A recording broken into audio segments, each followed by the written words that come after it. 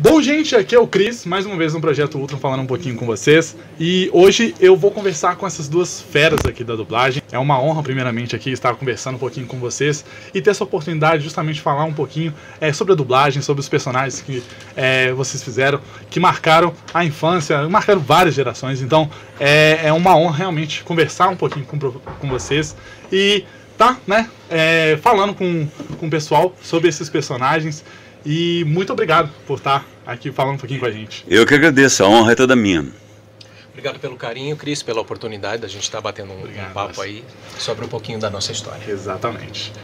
Bom, agora a gente vai falar um pouquinho com o Márcio justamente sobre os personagens, entre diversos personagens que você já fez na sua trajetória, né? Nesses mais de 20 anos, né, de dublagem. Tá fazendo quanto tempo já? Então, em março de 2025, eu vou estar tendo a alegria de estar completando 30 anos de carreira como dublador. Nossa, que bacana, que bacana. Um momento para celebrar. Com certeza. E principalmente personagens que marcaram, como eu disse, essas gerações. Eu vi um pouquinho da sua palestra lá em cima, e de verdade, um personagem que marcou muito a minha história. Eu comecei a ingressar no mundo dos animes por causa do Pokémon. Então, o James com certeza aquela marca registrada, assim, acho que no coração de muitos fãs. E eu queria que você falasse um pouquinho como foi esse processo. Você até mencionou que foi um dos primeiros personagens, né, que de grande sucesso, assim mesmo, do mundo dos animes que você dublou. Eu queria saber um pouquinho como é que foi a experiência, como é que foi dublar esse personagem tão marcante, assim. Foi incrível, porque eu tinha acho que 2 ou 3 anos de dublagem e fui chamado para fazer o teste desse personagem. E já no briefing do teste já veio algumas orientações importantes de que tratava-se de um anime importante, com muitas recomendações e tal, que ia ser muito famoso, ia ganhar muita notoriedade. E eu fiz o teste com muito carinho, mas assim, eu estava começando, dando os primeiros passos. Você faz até tímido, né? Não achando que você vai ganhar, né? Eu fiz despretensiosamente. E depois fui informado que eu havia sido contemplado com o personagem e aí houve uma orientação lá do Japão de que eu fizesse ele mais afetado, um pouquinho mais afetado do que eu fiz no teste. Nossa, eu prestei muita atenção nisso. Eu falei, caramba, os homens estão de olho. E realmente estavam, porque a gente fez essa primeira dublagem para a TV Record, para a TV aberta, né? Não foi nem para Cartoon, nenhum outro veículo de TV fechada. Então o negócio já explodiu. Então o James foi muito importante, porque eu estava começando a minha carreira e porque a partir do James, quando o Pokémon passa a ser exibido na Record, quer dizer, todo mundo passa a prestar atenção e olhar, e eu passei a ser chamado para outros personagens, para fazer outros testes. Depois veio o Yantia, veio o Miro, veio o Shino, vieram o Rama Meio, vieram tantos personagens até com uma linha de interpretação parecida. Então ele alavancou minha carreira. Nos animes e em tudo, de uma maneira geral. E assim, até eu já não dublo, é importante que se diga, eu já não dublo James há alguns anos, porque mudou de praça, mudou de elenco já há alguns anos. Mas tenho ido aos eventos muito por causa do James. E assim, sei lá, dos episódios que eu fiz, que passaram de 1000, eu acho, é um tempo muito grande que foi me dando a oportunidade de ir burilando o personagem, de ir melhorando. Eu olho algum episódio que eu fiz lá na primeira temporada e falo, nossa, isso tá ruim, né? E olho coisas mais recentes e falo, nossa, como eu aprendi com o personagem, quanto eu ofereci, evolui, quanto eu ofereci para ele, ele ofereceu para mim, né? E puxa vida, hoje a gente faz eventos aí no Brasil afora e o carinho pelo James, pela equipe Rocket, pelo Pokémon é incrível, como você disse, atravessou gerações. É especial, né? Era o pai, hoje é o filho, daqui a pouco é o neto. Eu tô ficando velho, eu sei, mas é gratificante ouvir um negócio desse. Sim, com certeza. É muito importante. E ao longo desses anos, né, que você dublou esse personagem, tem um traço seu também. Então acho que muitos personagens que os dubladores colocam a essência deles. Então acho que tem um pedacinho de cada. Então com certeza não é aquele o personagem do primeiro ano já mudou totalmente, tem características suas lá, né? Sem dúvida. O que eu disse lá na palestra, eu costumo ser muito fiel ao original e respeitar o original.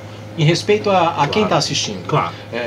Mas é claro que tem um toque artístico meu. Sim, aquilo que eu vou criar, um bordão que eu vou modificar, e que talvez vá criar uma empatia para o espectador, que não estava esperando ouvir aquilo é impactante, mas traz ele para mim. Sim. Né? E eu acho que esse é o trabalho do artista, do dublador. Ele faz esse trabalho junto com o diretor de dublagem, mas é o que aproxima, é o que traz o espectador e é o que cria empatia para o personagem. Sim, né? sim. E que faz ele ter uma longevidade, ter um carinho dos fãs por tanto tempo. Não, com certeza. É justamente essa característica de estar ao lado do personagem. O personagem, muitas pessoas identificam o personagem através das vozes de você. Eu queria saber um pouquinho de você, Raul, sobre esses personagens, justamente, até mesmo o Jiraiya, que é meu favorito. Vou ser bem sincero que o Jiraiya, eu tenho essa, assim como o James, eu gosto muito desse personagem, identifico, não consigo assistir não sendo dublado a você. É essencial. Então eu queria saber um pouquinho justamente sobre sua trajetória, o personagem, tanto o Jiraiya quanto os personagens que marcaram a sua trajetória, né? Como foi esse processo? Então, um dos primeiros que eu fiz foi o Merrick de Yu-Gi-Oh! Que era uma coisa assim estranha, porque era um garoto possuído, né, por não sei se é um demônio, uma entidade, né, que ele tinha uma voz fora do padrão. Sim, né, e tanto é que quando veio o desenho, aí até o pessoal falou assim, meu, mas esse cara que dublou esse cara aí tá estranho, porque, né? Uma voz rouca e tal. Forte, né? E engraçado que depois disso eu só fui chamado para fazer cara com vozeirão. Sim. Né? Veio o Cell. O Cell, nossa. E o Jiraiya foi um que eu não precisei mudar a voz. É a minha voz normal. E eu já acompanhava o mangá e sabia que ele ia entrar, né? E aí o Camilo, que estava dirigindo na época, me chamou para fazer o teste. E, cara, olha só quem estava no teste.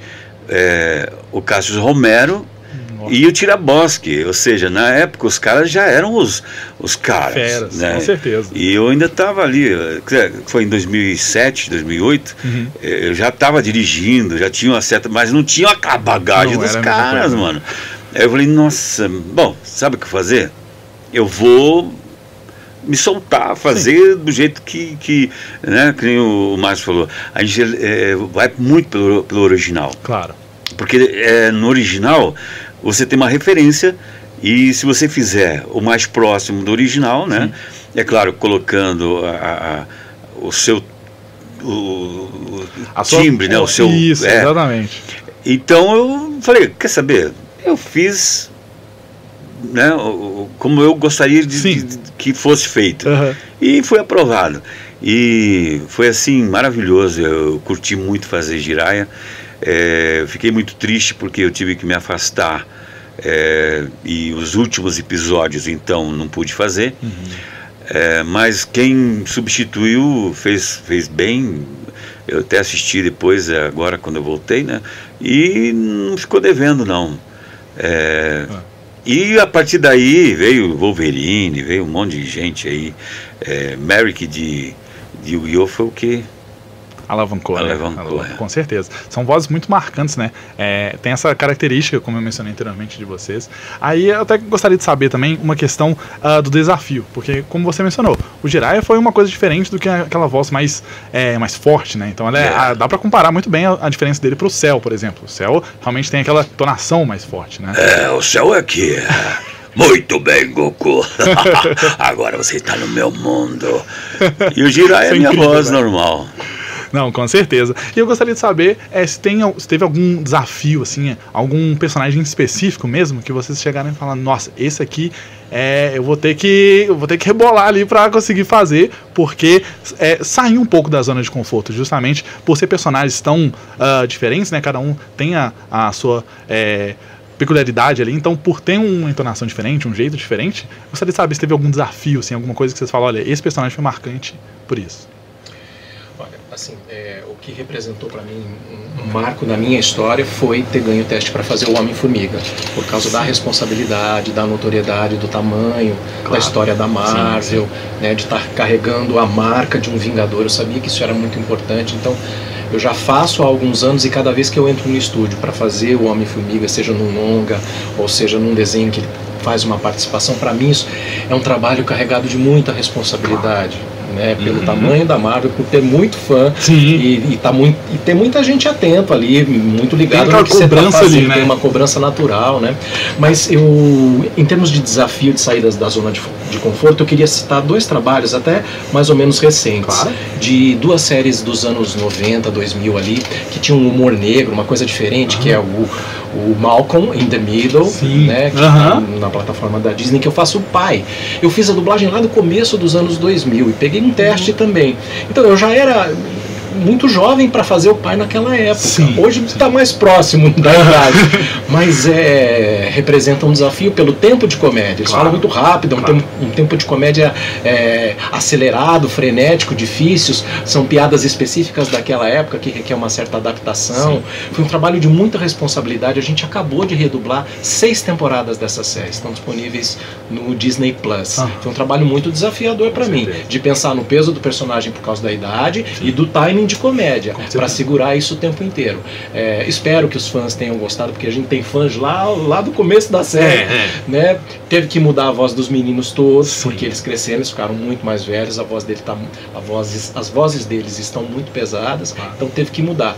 Mas eles decidiram me manter pro pai. Eu achei foi, antes de tudo, uma honra e uma responsabilidade. Com certeza. E uma outra série também dos anos 2000, chamada Mad About You, anos 90, Louco por Você, que foi exibido lá atrás pela Fox e pela TV Bandeirantes, e eles mudaram o elenco também, mas a gente redublou 7 temporadas, de 20 e poucos episódios, mais uns 140 episódios aí. Foi um trabalho muito desafiador, porque é um humor de teatro, sabe? Era praticamente o casal o tempo inteiro.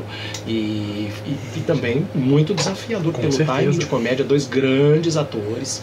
E também comédia realmente precisa desse time, né? Então, desse time. É aquela adaptação ali no momento. E aí é um humor de tipo 30 anos atrás, como é que você faz para adaptar coisas que na época tinham graça, hoje não tem, né? Como é que você faz? Como é que você mexe com isso? Vai muito pelo trabalho e a sensibilidade do ator.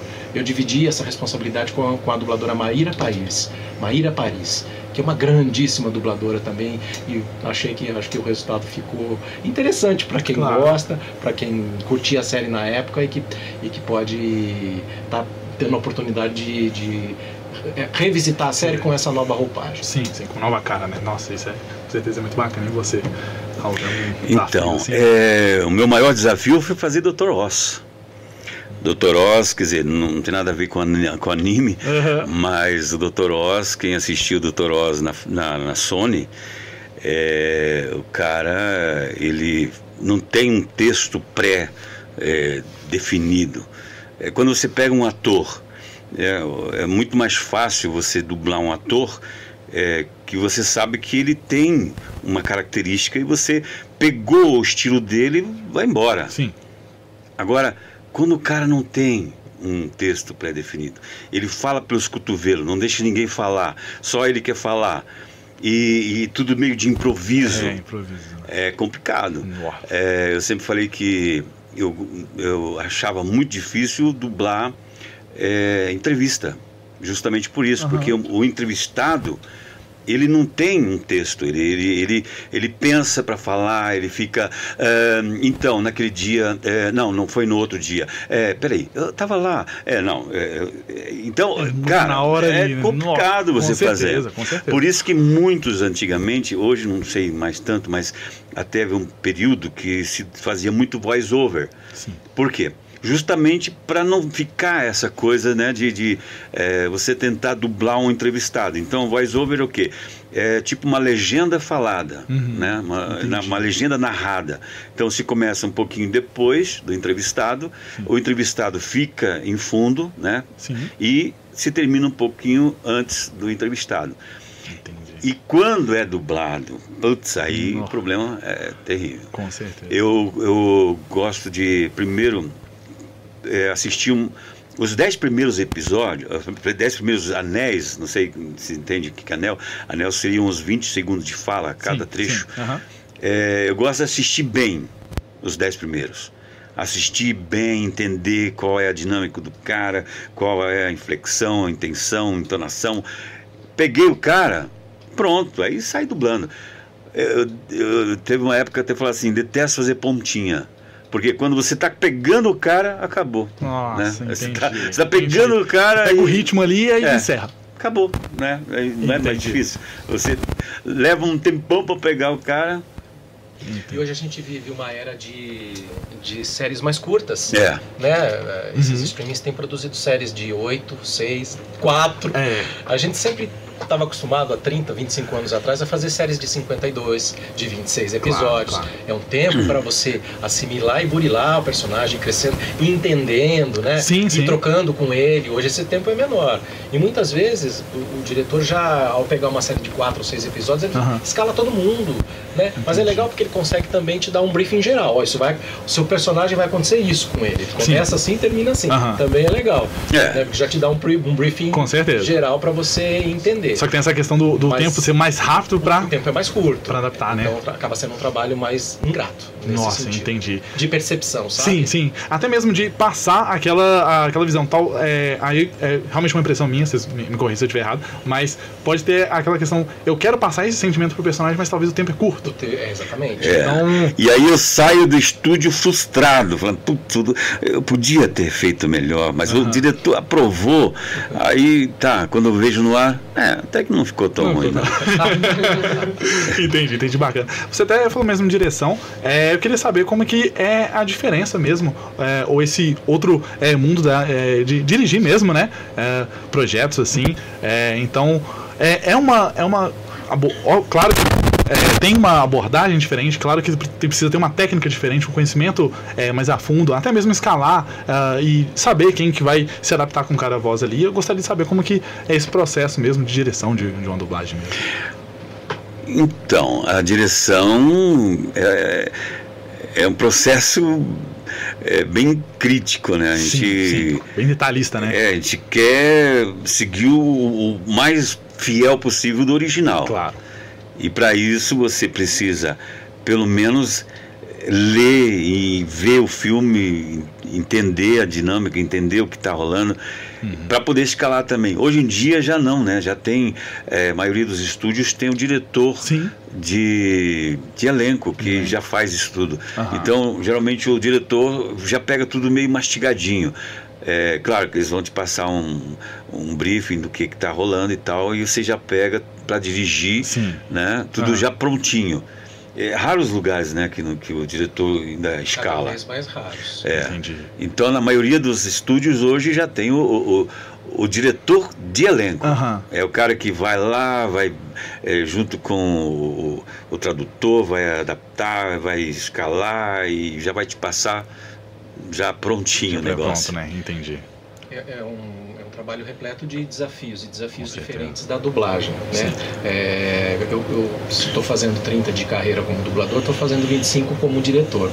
E quando eu comecei a dirigir, eu trouxe para dentro do estúdio a experiência que eu tinha dentro do teatro. Porque eu já tinha sido professor de teatro, já tinha sido diretor de teatro, então eu agreguei um pouco dessa experiência, dessa relação que eu tinha com os atores no palco e trouxe para o estúdio. De generosidade, de deixar o ator à vontade, de trocar com ele, ao invés de bombardear ele de informações, de trocar, né? Porque é um trabalho de troca, é um trabalho artístico, de sensibilidade. Claro, até a experiência que vocês tiveram mesmo pode ser passada, né? Como que eu gostaria de ser dirigido ali?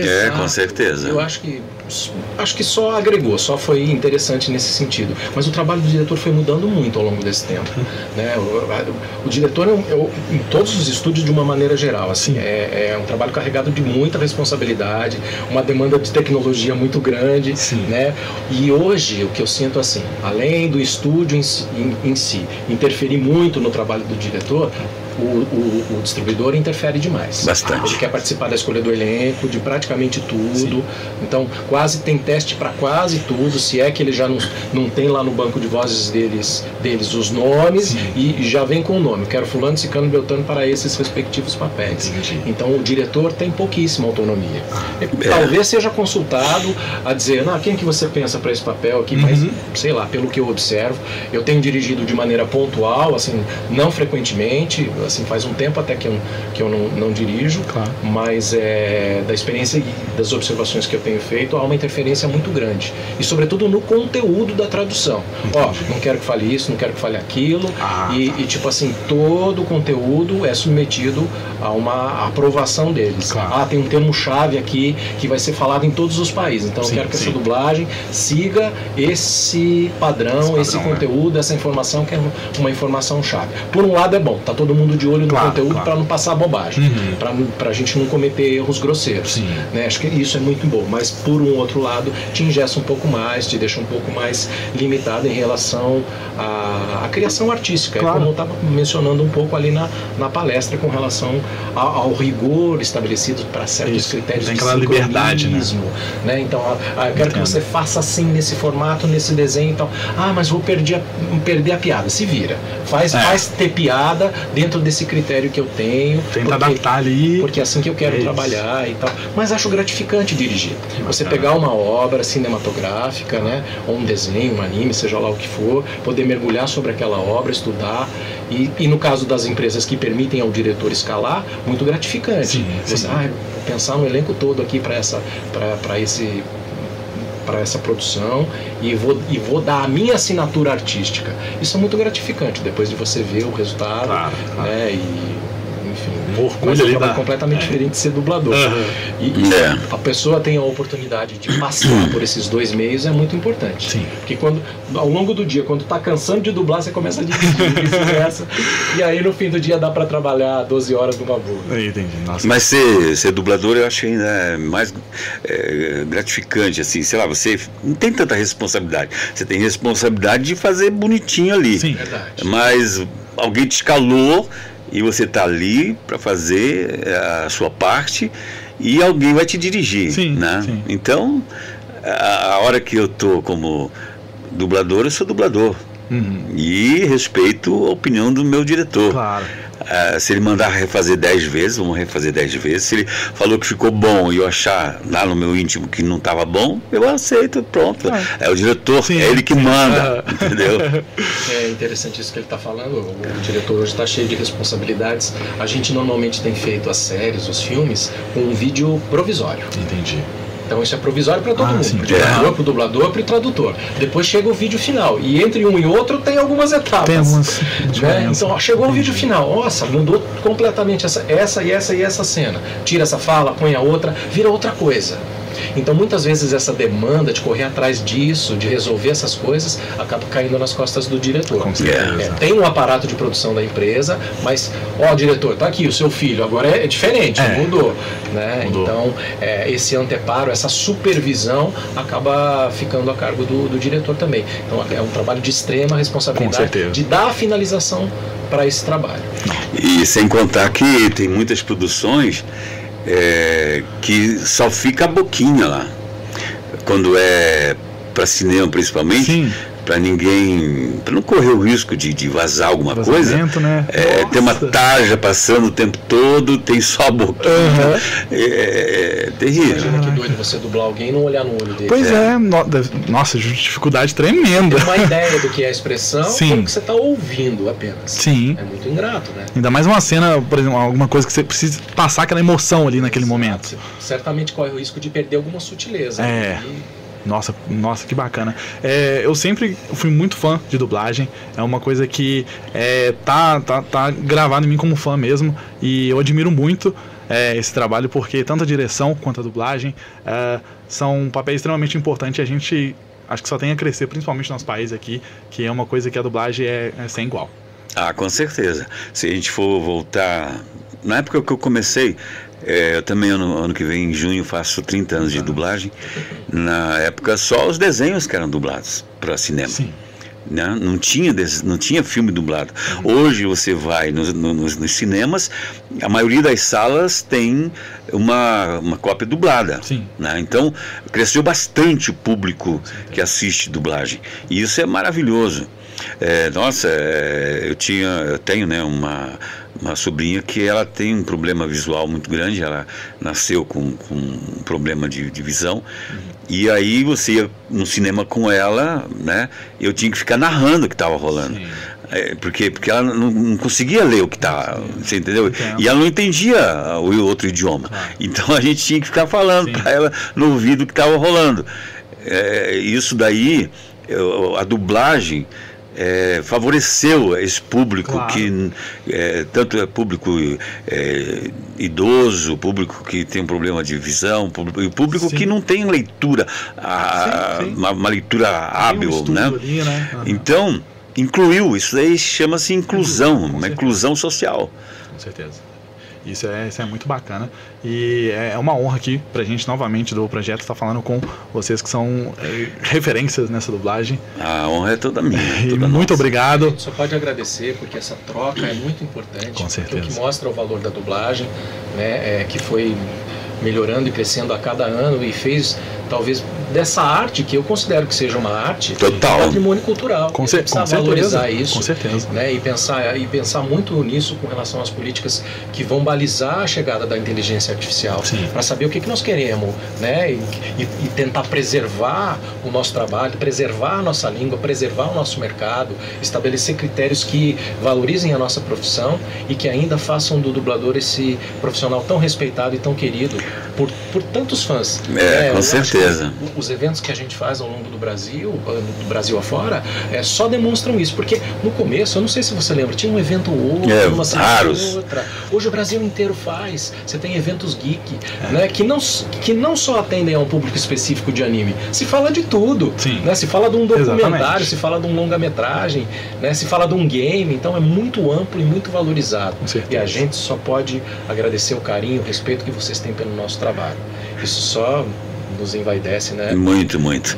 E só acrescentando que não é só o dublador e o diretor. Existe uma gama de gente em volta. Começa com o tradutor, com o programador, com o técnico, com o mixador, a menina do cafezinho, a mulher da limpeza, o cara da segurança. Tem um monte de gente envolvida nesse trabalho, né? Entendi. Que bacana. É muito bom realmente a gente poder ter essa oportunidade de falar um pouquinho desse trabalho que é tão incrível e tão importante aqui no nosso país. E muito obrigado novamente. Eu que agradeço, estou de parabéns. Muito obrigado, Márcio. Ultron. Projeto Ultron. Isso aí, gente. Muito obrigado e até o próximo Projeto Ultron.